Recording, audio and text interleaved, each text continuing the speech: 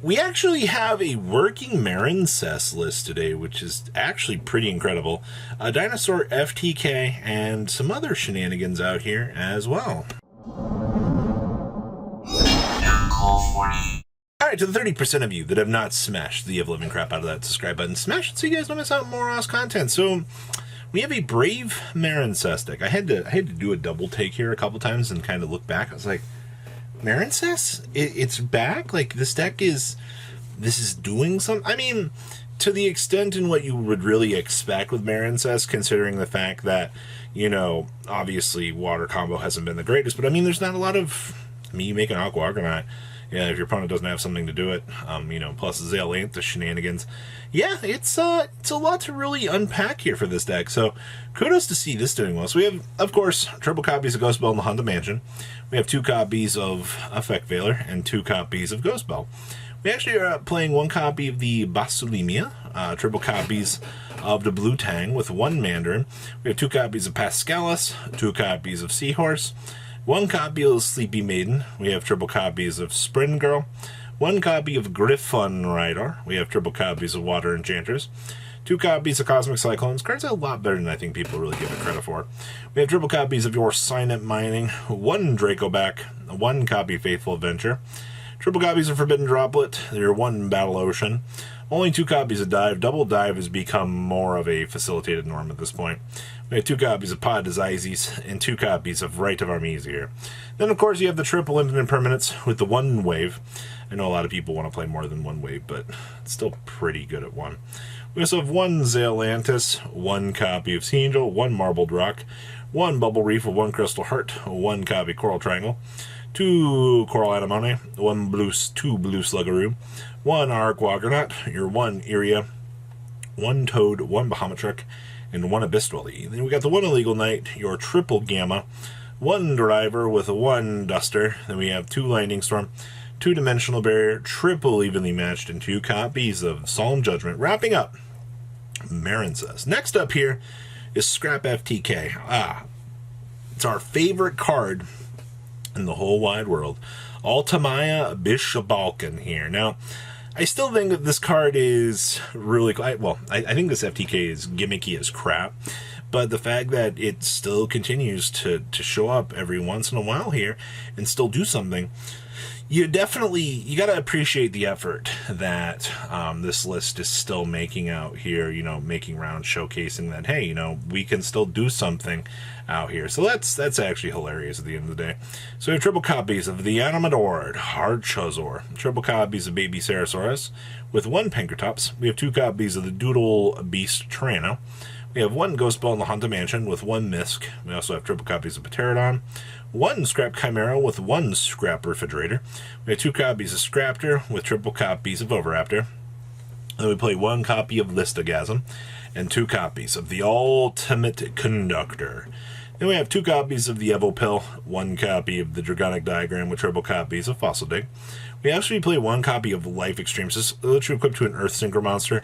Equip monster battles opponent's monster loses 1500 attack, and then once per turn, if a monster's battle position is changed, except during damage up, you can target 1 card in the field, destroy it, and if this card in the Spawn Trap Grid Zone is destroyed, tribute a Power Tool Synchro monster, especially a Life Stream from your extra deck.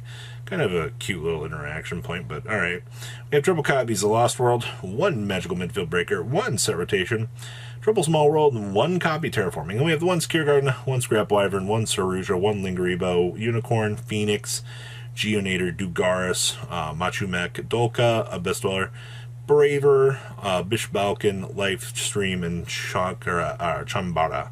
You got triple Nibiru, triple Regeki, triple Swords, triple Twin Twister, and triple Imperm here. Wrapping up your FTK. Next up here, holy crap. Now, this shocked me when I saw this. This is Salamangreat. Out of nowhere did I think that I would see the old consistent power of Salamangreat actually come through and do something. But, I mean, to be fair, this deck is super notorious for being able to build up, you know, an access code talker and break down an opponent's field with relative ease. And especially, you know, if the best deck is just going to get Book of Eclipse, you're kind of free to just play the game however you want. So I perfectly see why this did get the chance to do so well here. So we have triple copies of Ash Blossom and Joy Spring. We have triple copies of Flame Buffalo with triple copies of Space Rock. We have 2 Parallel Exceed with the 1 Salamangreat Falco.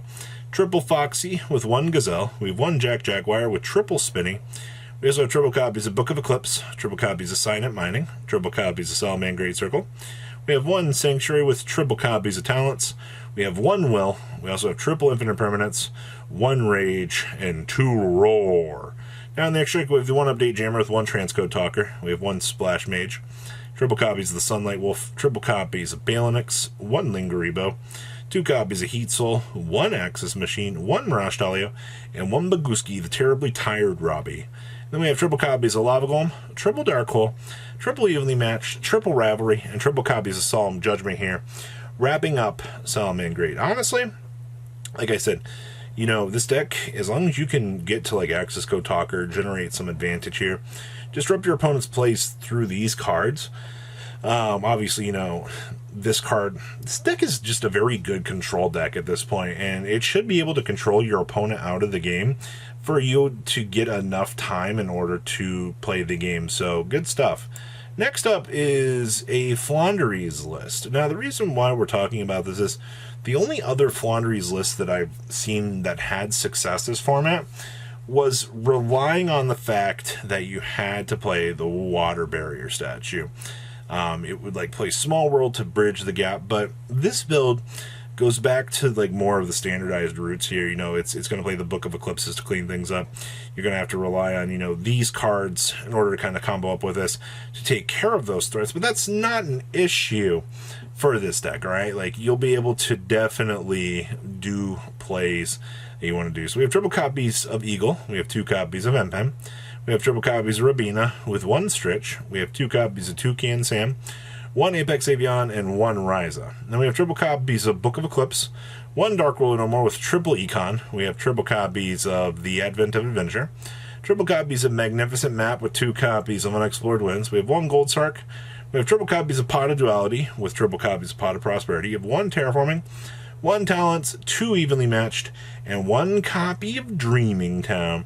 Now in the extra deck is going to be a whole lot of utility generators. So we have 1 Shirog with 1 Bucephalus. We have 1 copy of Lingeribo.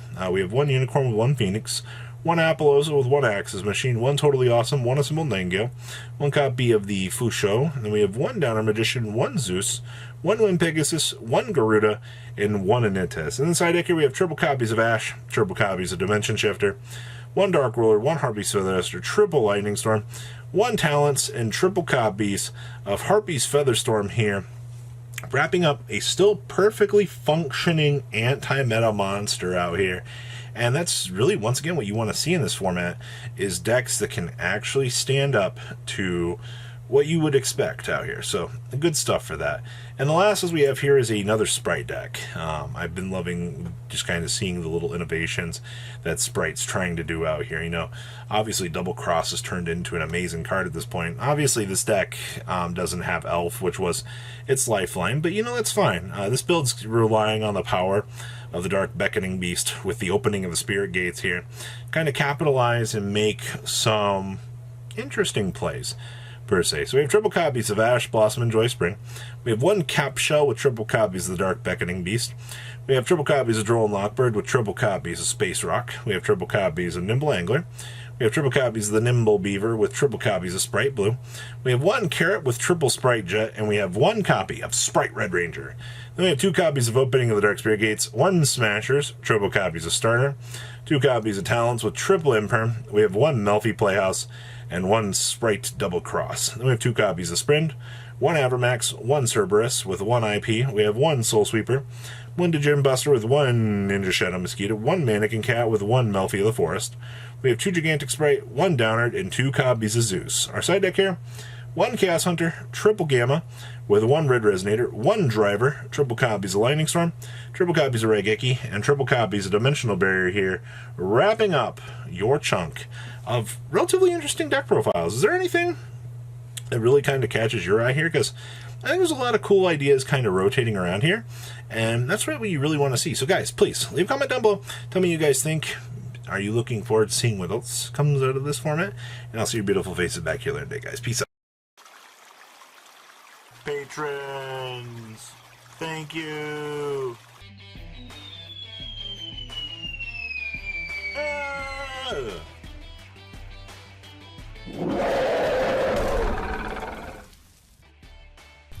Thank you so much for watching. Check out these other videos.